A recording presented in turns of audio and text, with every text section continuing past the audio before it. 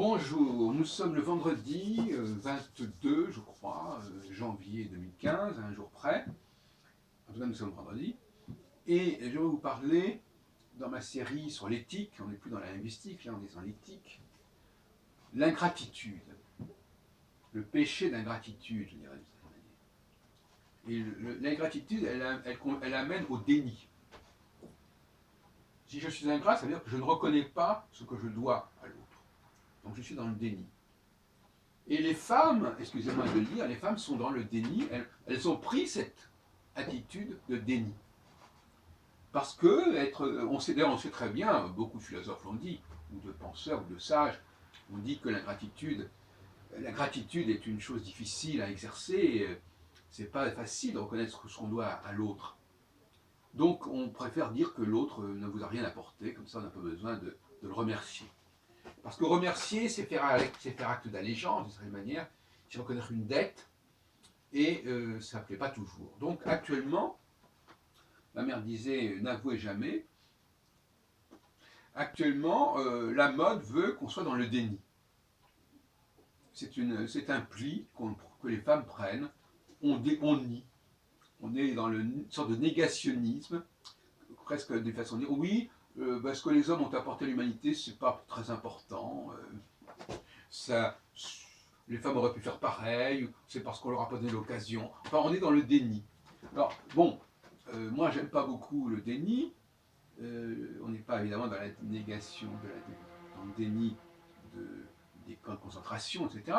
Mais, bien entendu, c'est pas du même ordre, mais c'est quand même une démarche désagréable et déplaisante, mais qui se comprend humainement. Bon, est-ce que c'est une façon de faire qu'être dans le déni? Est-ce que, effectivement, l'enfant doit être dans le déni des parents pour pouvoir s'affirmer, pour pouvoir prendre son indépendance, pour pouvoir trouver sa voie? Qui sait? Peut-être que c'est une démarche qui peut avoir une certaine forme de justification, sinon de légitimité, d'un point de vue éducatif, d'un point de vue d'épanouissement. Niez ce que vous devez, démarquez-vous de ceux qui vous ont marqué, etc. Pourquoi pas, jusqu'à un certain point.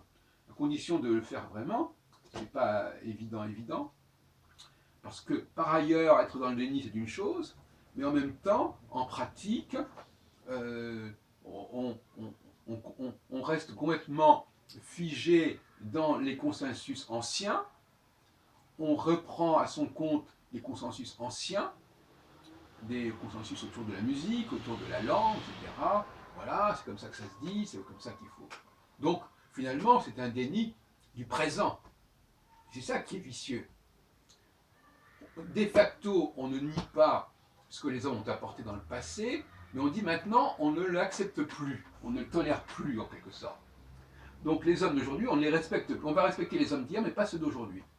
C'est un petit peu ce genre de marché, de deal qui est proposé, et qui fait que, effectivement, c'est une position extrêmement ambiguë, de reconnaissance et de non-reconnaissance. Le passé, Dieu, par exemple, bon, Dieu, on peut reconnaître à Dieu beaucoup de choses, ce qui permet d'éviter de le reconnaître aux hommes. Enfin, voyez-vous, on peut transcender ou sublimer son déni. On peut, mais d'une manière générale, il y a une espèce de muflerie à jouer des œuvres d'autrefois ou d'ailleurs, devant des gens qui sont vos contemporains, vos concitoyens, c'est déjà une forme de muflerie, c'est-à-dire une façon de dire oui, vous, ce que vous faites, on s'en fout complètement.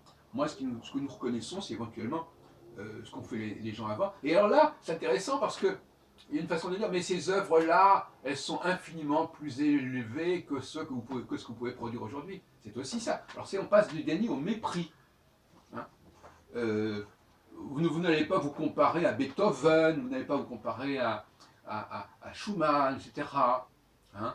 Et il y a la patine du passé qui fait que les gens d'aujourd'hui qui veulent créer quelque chose, on les méprise, on joue le coup du mépris qui est complètement lié au coup du déni et de l'ingratitude.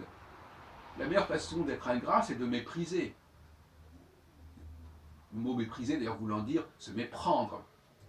On se méprend délibérément. On ne veut pas reconnaître quelque chose, dans tous les sens du mot reconnaître, cognitif. Donc, il y a là une voie qui est quand même assez dangereuse, parce que de toute façon, le monde continue à tourner, comme on dit, la caravane passe, les chiens aboient, la caravane passe, les hommes continuent à dominer le monde, à avoir un rôle majeur et à accorder des miettes aux femmes, mais au lieu que les femmes cherchent à trouver leur place dans cette société, elles sont dans une sorte de déni d'un côté, elles veulent acquérir une dimension qu'elles n'auront jamais, au lieu de trouver ce qu'elles peuvent faire dans ce monde. Et j'ai dit à ce sujet que les femmes avaient vocation à reconnaître justement ceux parmi leurs contemporains qui ont une certaine valeur et qui peuvent éventuellement les féconder notre société, notre époque.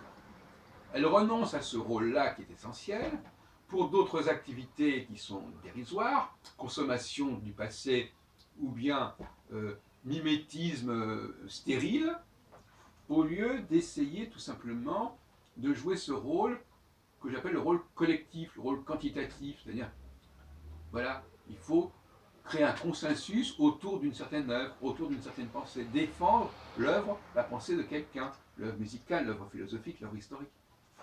Il faut défendre ses contemporains et choisir parmi ses contemporains ceux qui sont les plus méritants. Je crois que ce n'est pas compliqué à comprendre. C'est dans ce créneau-là que les femmes doivent s'épanouir. Et en fin de compte, dans la pratique, c'est ce qui se passe. Quand on dit que tel film a eu beaucoup d'audimat ou tel produit a été largement acheté, c'est le poids de la collectivité, c'est le poids de la société.